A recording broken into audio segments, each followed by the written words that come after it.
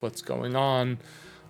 There's, also parts in business which aren't easy, and that's sometimes when the worst of characters come out, and that's where it becomes the most difficult to stay friends and to stay partners. So I think that's something I'm really enjoying now, is having this 100% trust between ourselves, and not having to spend 1 second, is he acting in the interest of me?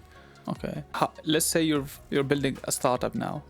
How would you choose your co-founders then, with the intent that you will trust them fully? I mean, 100%, okay, family member, I totally understand.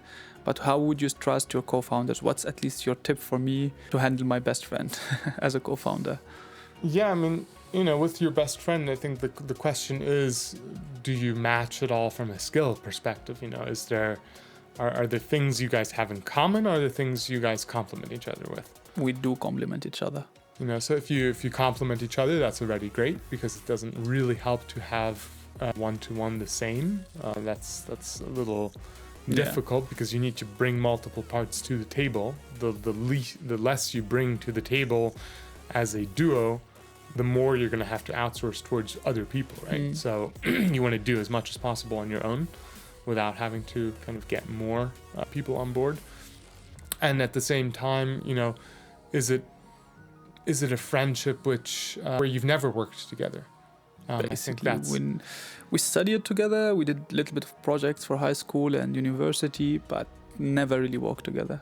Okay, I mean, but at least you did some projects, and I think with any project, you can quite quickly tell where you tick each other off, which parts immediately lead to a certain tension. And I think that tension, if you can sense it and you can, label it correctly, and then you can figure out for yourself, is that tension a healthy tension where you guys are constructive, or is it a tension where it feels very uncomfortable and you have to break it with a joke, and that happens again and again, because then, I'm not sure that it's the best fit if it's that kind of a tension.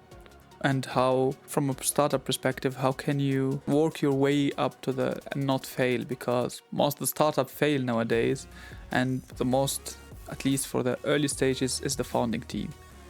How can you keep that relationship, either as a friend or as a co-founder, as co-found team, as founder team, continue with it and take it to success?